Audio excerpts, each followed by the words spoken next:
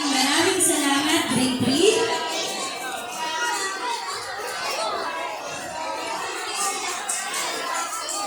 Mga magulang, ulanin lamang po na lumabas po tayo sa may poster.